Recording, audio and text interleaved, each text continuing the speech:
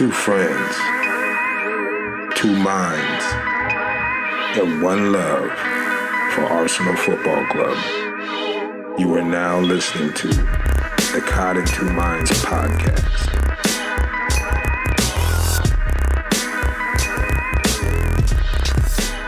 Hey, greetings everyone. This is the podcast Caught in Two Minds, episode 67.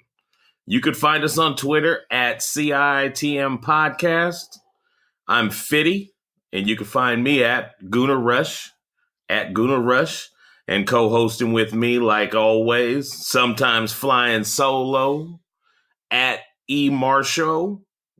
That's EMARSHO. E, my homie, what's up? How you doing?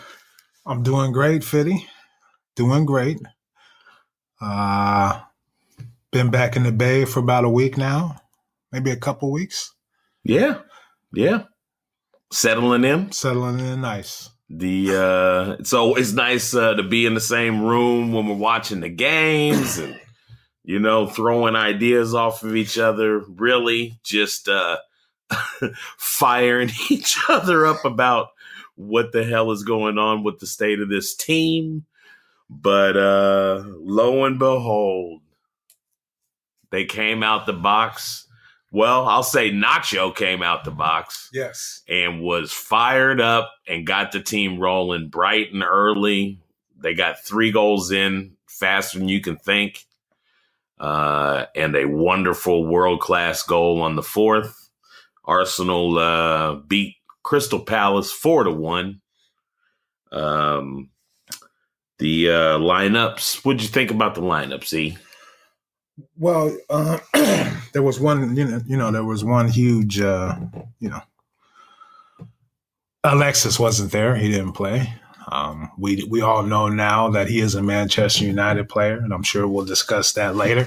But I thought the lineups were as good as they could be. I mean, we were missing, maybe Ramsey, but other than that, little bit of a. I mean, I don't know, not necessarily a surprise, especially the fact that Coquelin is gone now, but El Nini with the first team. Oh, yeah. And even though it's Crystal Palace, it's still an important game just because of, our form of late. We kind of needed to get off the schneid, like they say. Yeah, we need every point we can get at this stage. And I thought the team, put it this way, the lineup that he put out there with the few changes played really well together. Very cohesive. Yes. They worked hard for each other. And some of the chemistry in the final third was, tremendous. I thought it was great. It brings me back to early in the season when, Alexis had played so much football in the last year that he wasn't ready to go to start the year. And there was, a handful, maybe 4 games without Alexis before he came and joined the team and started playing. And the team played really well. As far as chemistry and flow on the pitch, it just seems like the team plays more as a cohesive unit when Alexis isn't out there. And it's weird to say, but how do you put the fact that Alexis was so key in so many goals, even this year, when he was out there, yet the team seems to play a little better maybe without him? Well, yeah. I thought for sure we'd miss him. When he left, I was one of the ones that was, saying that. But, I was proven wrong. I was pleasantly surprised by the way the team played together. Definitely. And, like we were talking about yesterday, it's the ball's moving faster. You know what I mean? There's no Alexis running around with the ball really trying to make things happen. The players get it and they pass it on, forward. So, life without Alexis is fine as long as we continue to have Ozil and Jack playing the way he's playing. Yes. I know you're of the same ilk as me where, I mean, to me, a replacement does not mean somebody that comes in that's just as good as Alexis. So that's not what I'm talking about. But, you know, if Mkhitaryan is returned on this deal, or if they end up getting Aubameyang, or, you know, for me, that's all kind of a plus. Yeah. Especially the fact that those names aren't out of the blue. Wenger has kind of watched these guys, been tied to these guys in the past. Yeah.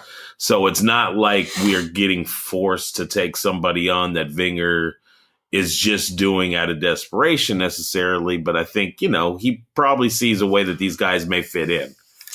Yeah, but it could be, you know, them just trying to please everybody. But I just don't think Kroenke works that way. You're not going to play around with his money. You know what I mean? Uh-huh. He's got big black dudes to, you know, you know, feed and stuff. Well, and I will actually, you know, I don't know if, you know, I should be saying it, but I'm going to ask you because you have brought it up a little bit lately. So you really do believe like Wenger is kind of skating on thin ice with Kroenke right now.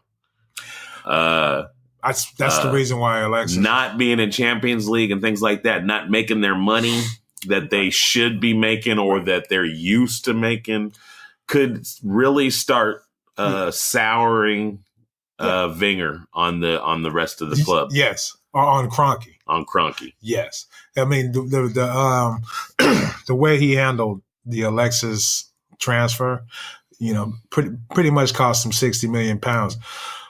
So I mean, I don't know what this deal, how much we got, but that's a lot of money, and especially when you're just going to go ahead and sell him anyway. Yeah, so I think that's the reason why we sold him and we got something for him.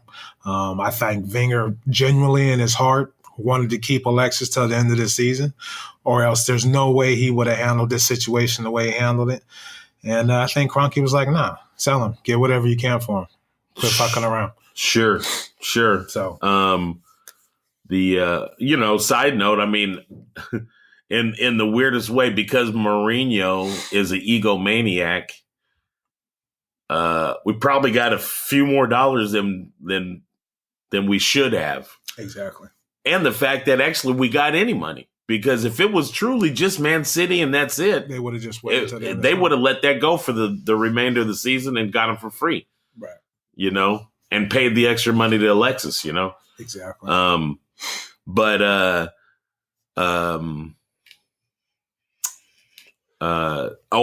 on top of, like you're saying, like they missed out on maybe £60 million.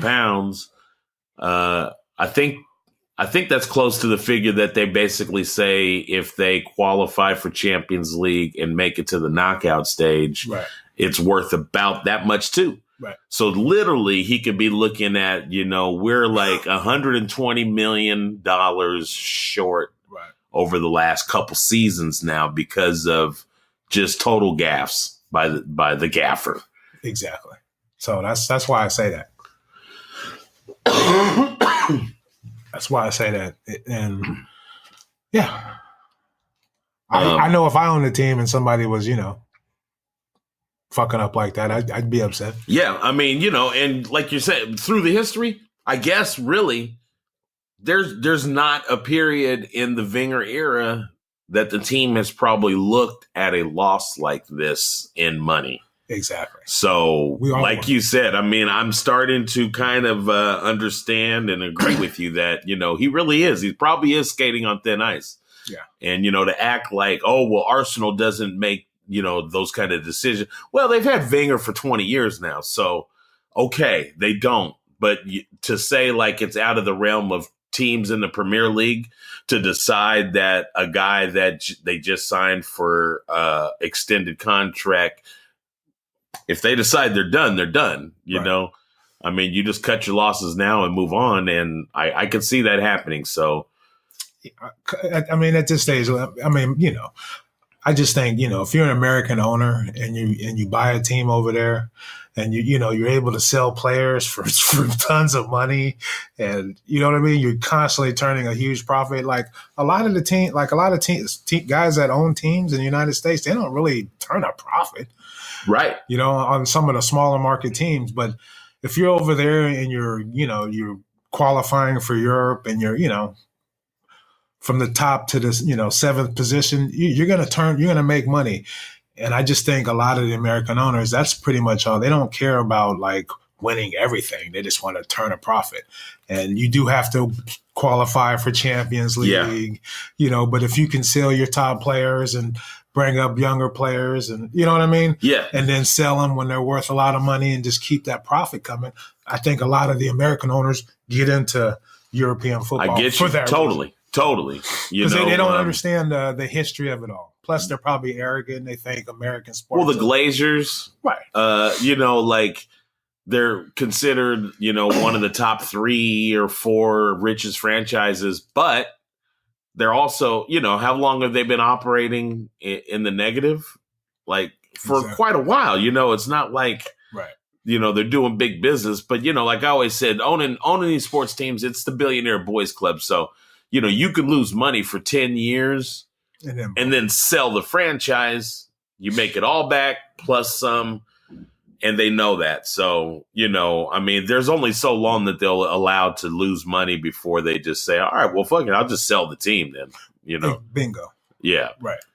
All right. Well, anyway, moving on. So, we said Nacho was fired up, and Nacho on a set piece on the first one. Nice delivery from Xhaka.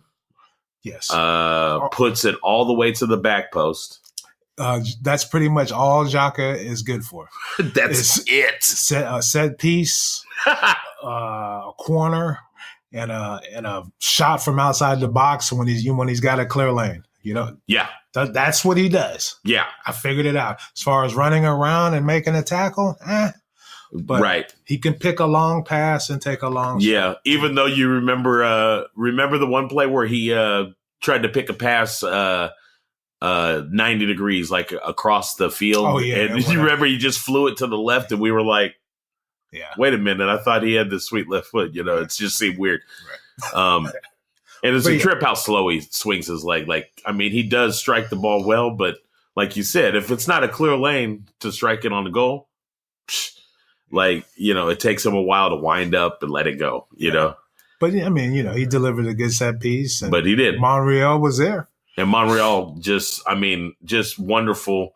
What was hilarious to me is on the second goal, Monreal literally ran the same exact play on the guy. Mm-hmm. He was a little bit higher from where he started the time before, but he did the same thing where he kind of nicked one way like he was going to go right. For some reason, the guy thought that was important to follow him that way. Right. And then he ran by him going to, to his backside, and Monreal was there once again. He puts it across the goal. Or no, I'm sorry. Oh, no, I'm sorry. That's the third goal I'm explaining. And he puts it across the wall. Koscielny puts it in. The second goal is Monreal gets the wing pass. Iwobi. And gets it back to Iwobi. And Iwobi, for once, strikes it sweetly with the toe and puts it in the back of the net. Yeah. I don't know, about a month ago, I said I was done with Iwobi. I don't care how old he is. I'm not done with him anymore. I'm starting to see a little fight in this kid. And, at least he's showing some emotion, and I think it's the like, man, fuck this, I'm gonna get it emotion. So he showed a lot of composure, put that in the back of the net. He's been struggling lately, so hopefully this can continue with him. But I think if we can get somebody who can start over Iwobi, you know what I mean. And I would love to. I would love it to be Mahrez. Just because he's used to the Premiership, he can hit the ground running, and we can start moving up this table. But if we can find somebody who can start over Iwobi, I think this team, here I go, could move up. Yeah. But anyway, sorry. Well, you know what? I knew that we were gonna get on Iwobi because he really deserved it. But coincidentally, like a month ago when you said when we were kind of really getting down on him and stuff. Yeah. Excuse me, folks. He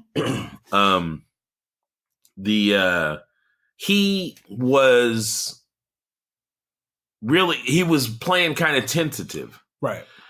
So I'm going to just give it a flip side from a statement, because I think sports is very redundant. People repeat the same things that they hear all the time. So, folks, I'm giving you some science now, okay? This is how it works.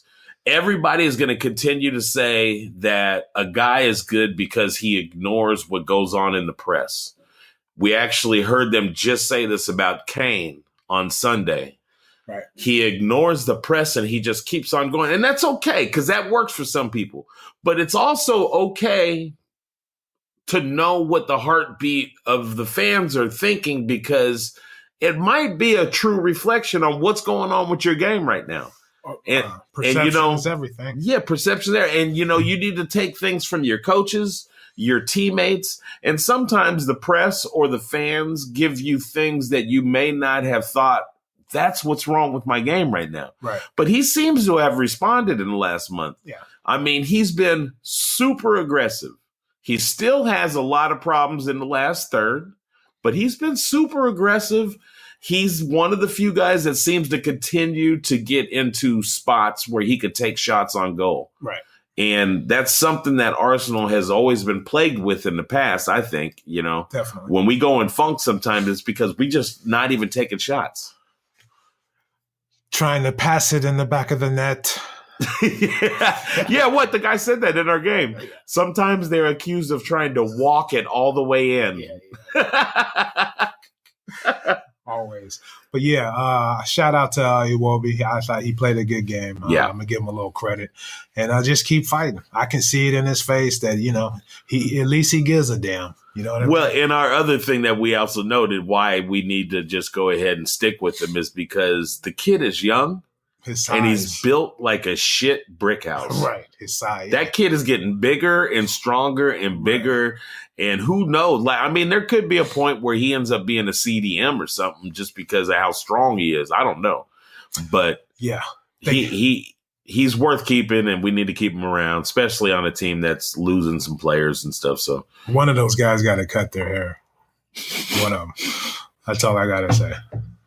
One of them. Yeah. Either Reese, either Maitland, or Iwobi. So after 3 goals, Monreal had to come off, which is a little disappointing because this is his first game back. Yeah. And he's got an injury. I didn't see how serious or what it is. Is it hamstring or something?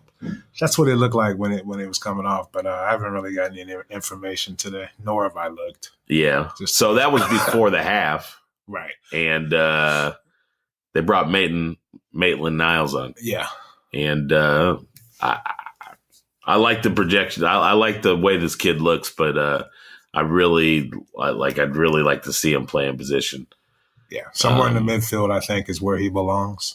Yeah, probably out on that wing. Yeah, yeah. He plus whoever is playing left back, he'll come back and help him. I mean, responsibly.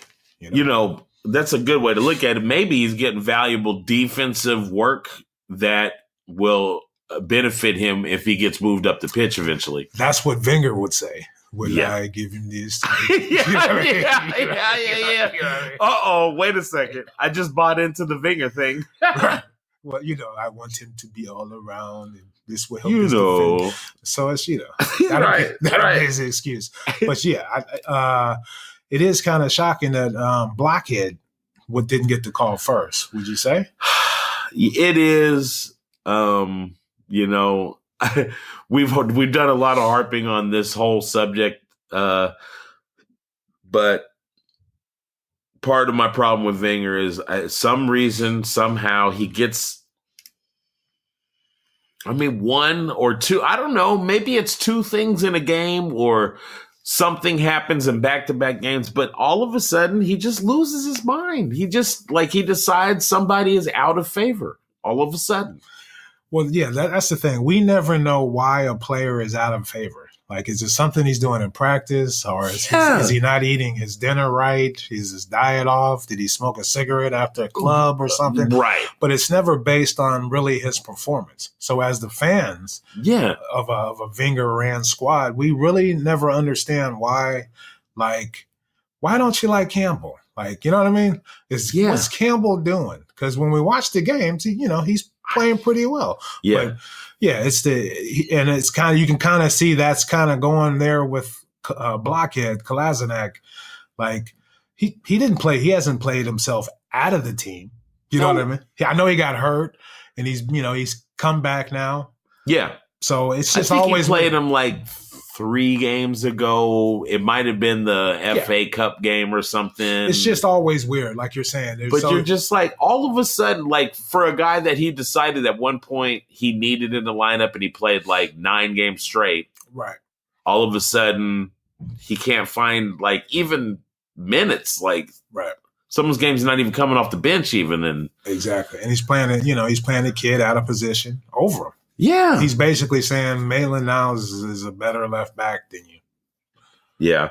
I've read a couple different interviews from Kolasinac, and that's where you get to don't judge a book by the cover, because he just looks like he would just be, he's a brute, but he's kind of cerebral. When I read some of his quotes, he thinks about the game, and I'm just praying that he's mature enough to know that, like, he'll get his opportunity to break back in, and he should be okay. But Monreal played really well, and I don't know if that's his true challenge, is that it's Monreal or him. Yeah. Who knows? Yeah. But yeah, no, that's kind of a thing. That's a theme of trying to figure out Wenger. Who knows? Who knows? But yeah, I mean, I still say we need a center back and a right back this window. Yeah. Nobody talks about us bringing in any defenders. Yeah. But we'll see. Yeah. Clearly, those are some things, because but what we were saying yesterday, I don't think Purr should be playing anymore.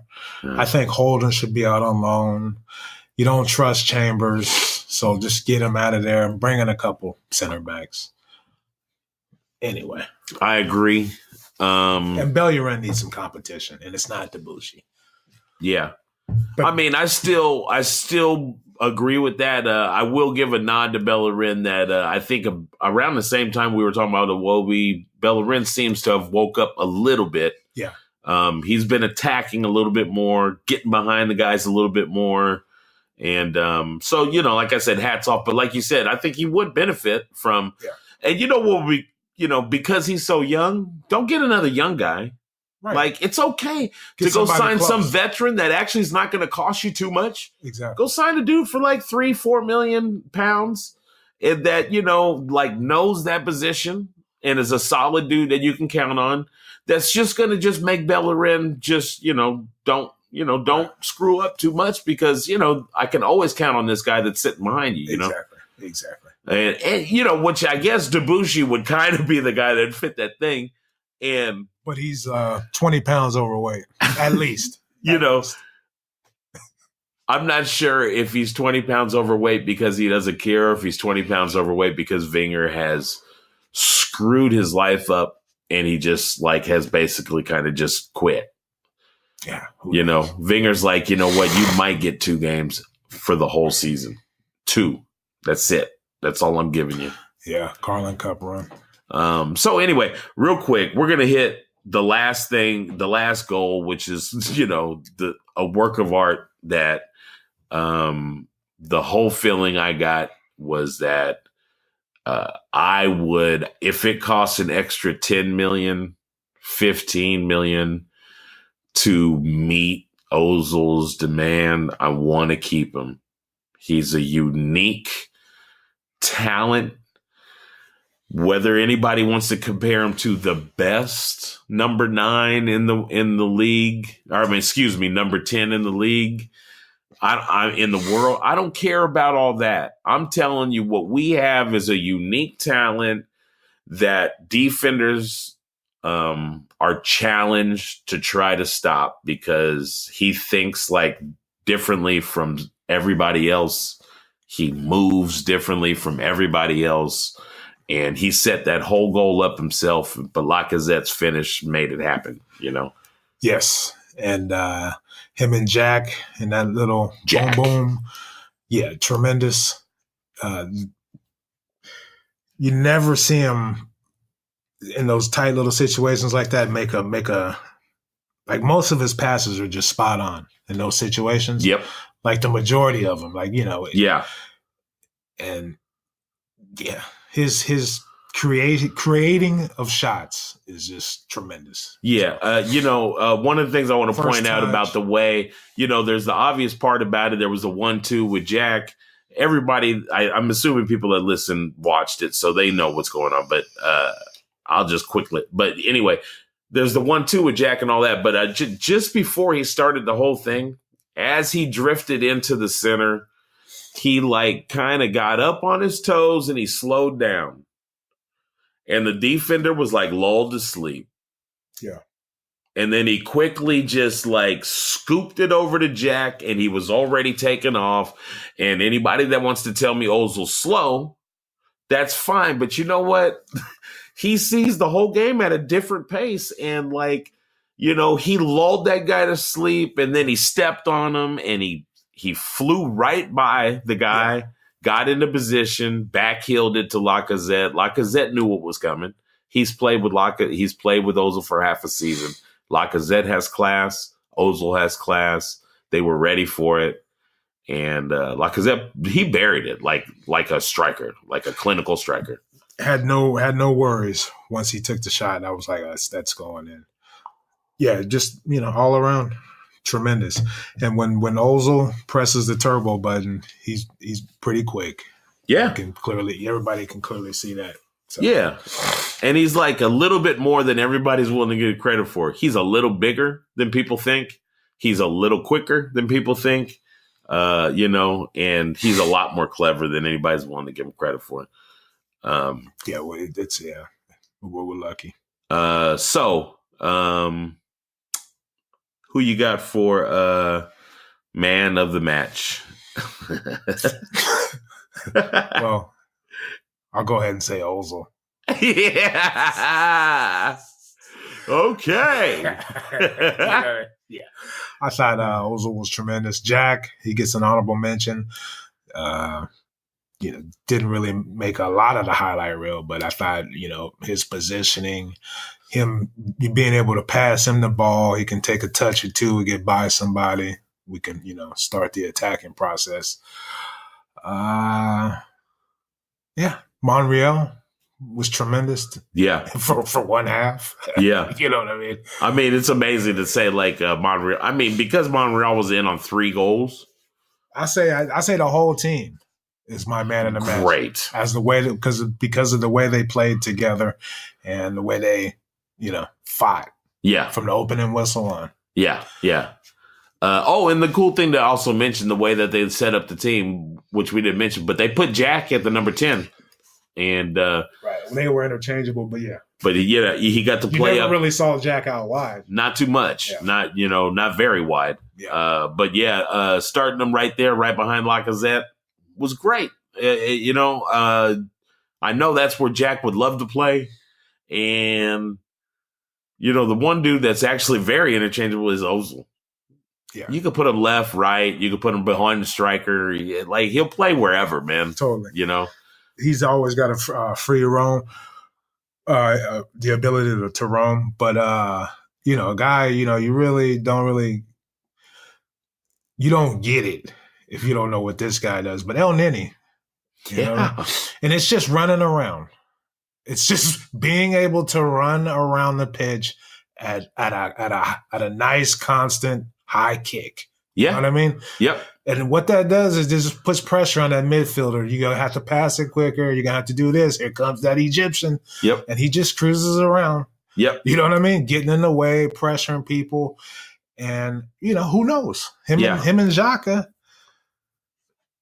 playing together in that area. Sure. Because El Nini can run, whereas Jack really can't get around like El Nini. Well, really, with the guys on our team, even when Coughlin was there, if you look at the CDMs we had, like El Nini's really the closest thing that most people would think is built like a CDM. Right. He kind of looks like he's got a little bit of size, enough that, he could body with somebody. He's fast enough still. Like, he's a way better. It's weird to say, but he's a way better athlete than Xhaka. Yes. Like, athlete. Like, that's weird to say because El Nini's no kind of a, great athlete, right. But he does move good enough. Stamina. And he's got the stamina. He just keeps running, He just keeps running. I mean, can you imagine playing soccer in Egypt? Right. How hot is it? Right. And that's what you got to go play out in all the time. You get Ramsey out there because he's always running too. Yeah. If you wanted to give Jack a break or whatever, Yeah. If they continue to play, look, anyway. That's kind of a Wenger dream. He's got a lot of these guys that, that matter of fact, he's got enough dudes that he can move around, that he loves to move around. Mm-hmm. I feel a little more better when it's like Jack or Ramsey, some of these guys that have played a lot of different positions and they may get it if they get moved. It's the young dudes that are playing way out of position that I just wish they could play in their position. At the start of their career. At the start of their career. Because that's, it's stressful. Yeah. Because you don't really, you just want them to express themselves. Yes. But you see them play, they're like, the wheels are turning. Yeah. So, they're out there like Gibbs.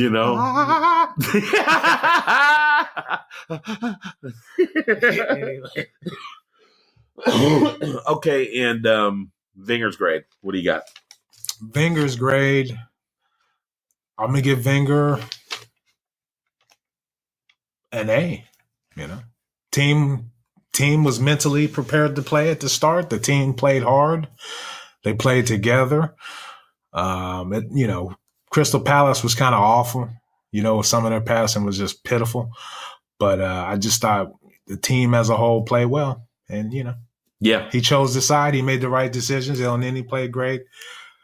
They played a much better than they did play against Crystal Palace 2 weeks ago. Is that what it was? Yeah. Something like that? Yeah. 3 weeks ago, something like that.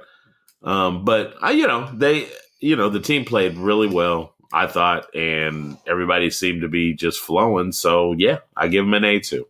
Oh wow. I give them an A too. See, I told you. You do not know.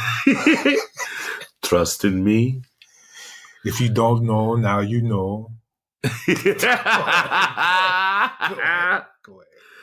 ahead. Let's see. I think our next game is Chelsea.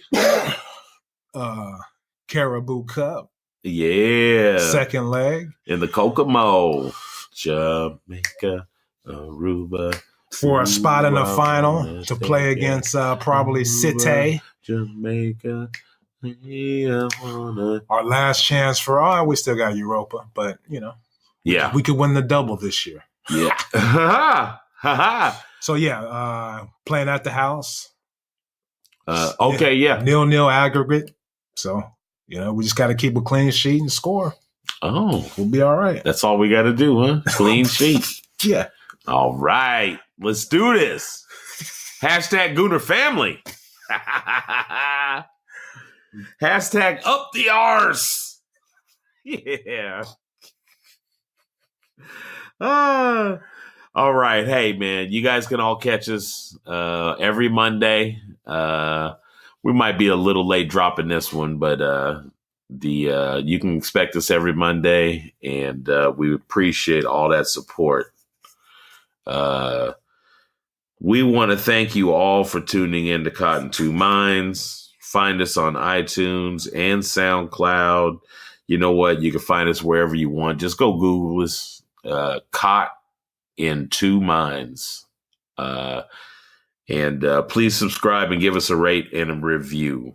E, you got anything you'd like to leave our faithful listeners? No. I got nothing this week. Thanks for the support. I'm Maddie Marshall, EMARSHO, And the show's Twitter handle is CITM Podcast, at CITM Podcast. Our email is citmpodcast@gmail.com. Drop us a line, make a comment, ask a question, interact. Let's have fun, and appreciate the love. Hey, and when we say thank you from foreign, well, I mean, join the revolution, y'all. Join the nation.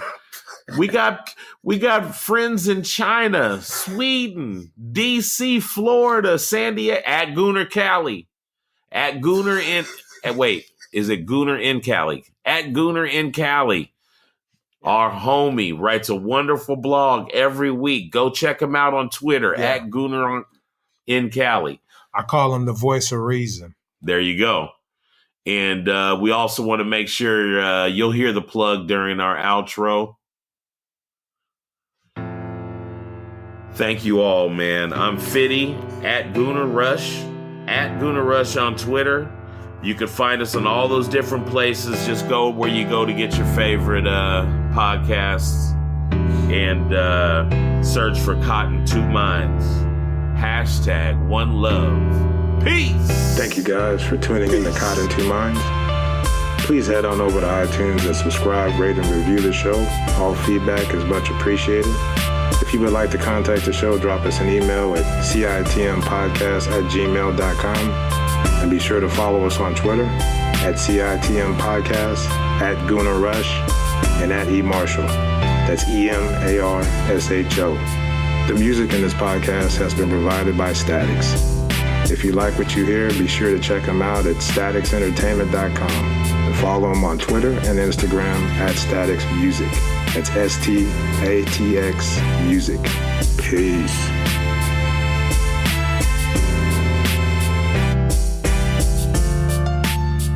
Bye, Theo. Bye. See ya, Theo. Cock. It's time to get on these sticks.